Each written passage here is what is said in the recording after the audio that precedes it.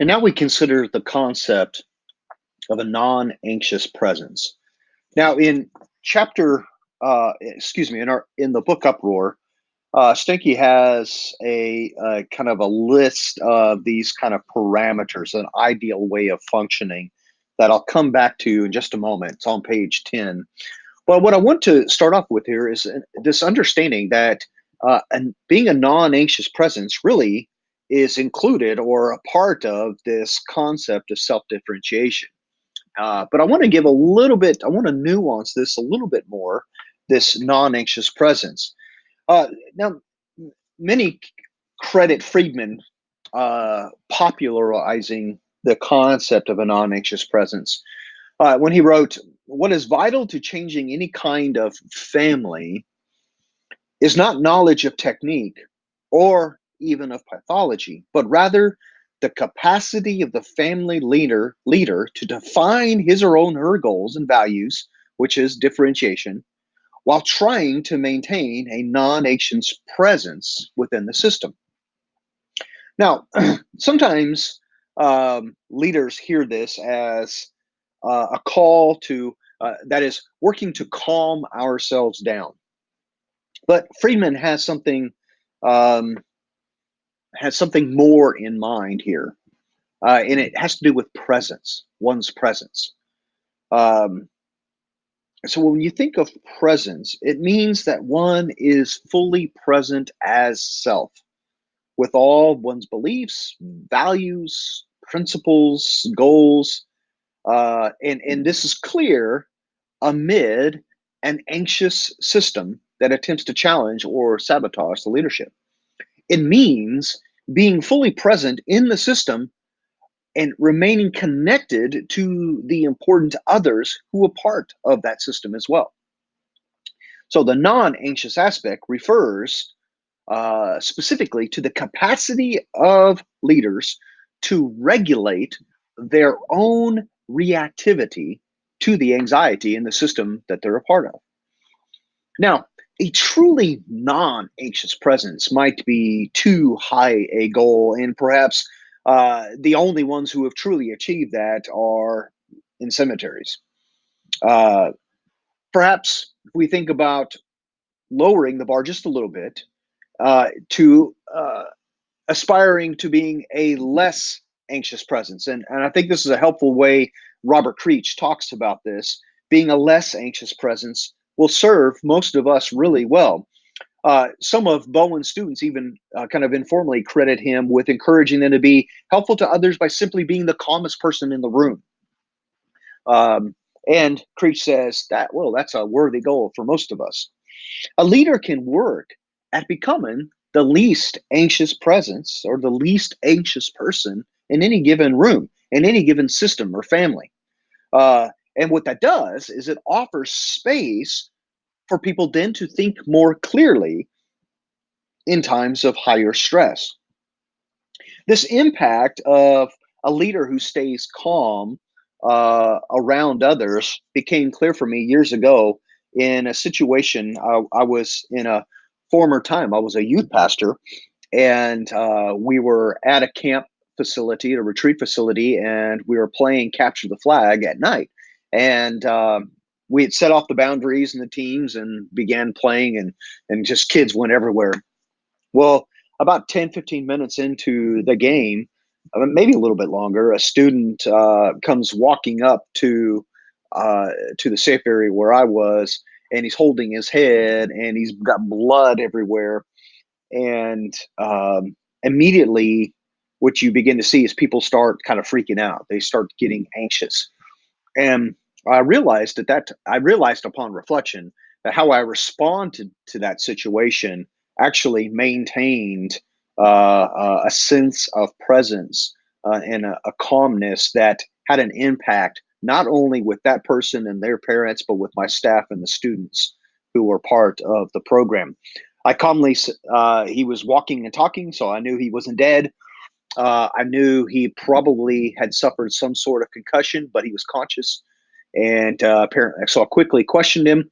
I instructed someone to go get the medical release forms. I instructed someone to go take care of the game that was going on, and someone else to take my position as the director. Uh, Immediately, once I got the medical release forms, called the parents, let them know what was going on, and that I was taking them to this local hospital, the ER, to get checked out, and here's where you can find it. So I had all the information and had all that lined up.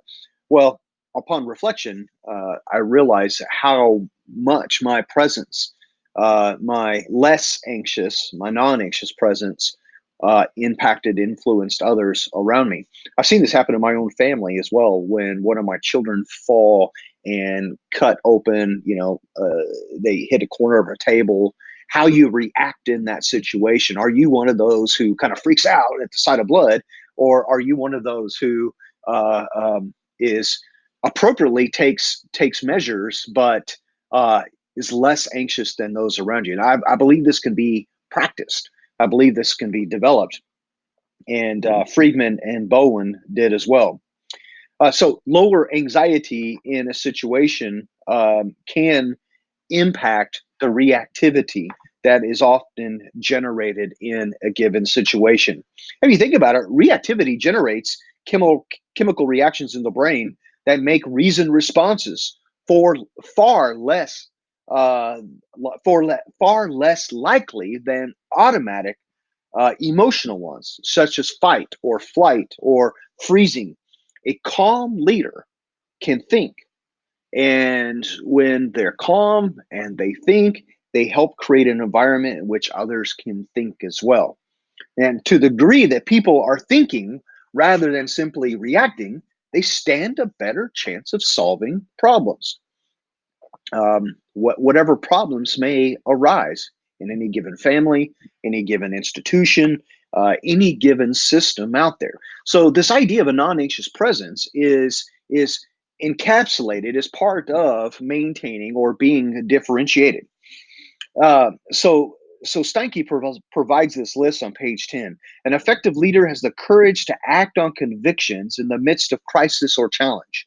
A leader will be interested in promoting the welfare of all alongside of his or her own well-being. Being a leader, one will be neither angry nor dogmatic.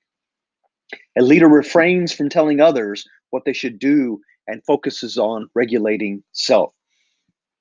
A leader respects the opinions of others, but knows the difference between responsible and irresponsible thinking and acting.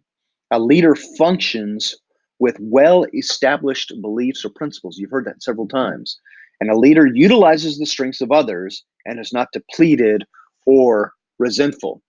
These ideas are summarized in this notion of a non anxious presence. Now, one of the things that I want to touch on lightly as I bring this section to a close is that differentiation, of which non anxious presence is a part, refers more to a process than a goal that can ever be achieved.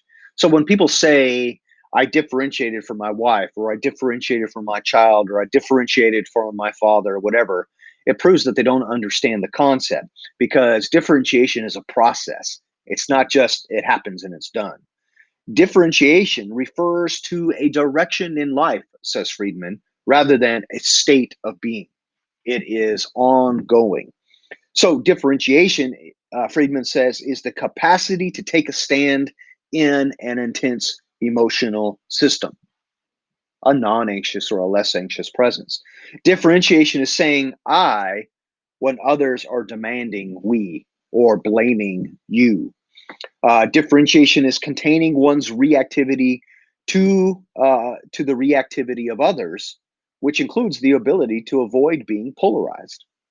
Differentiation is maintaining a non-anxious presence in the face of anxious others.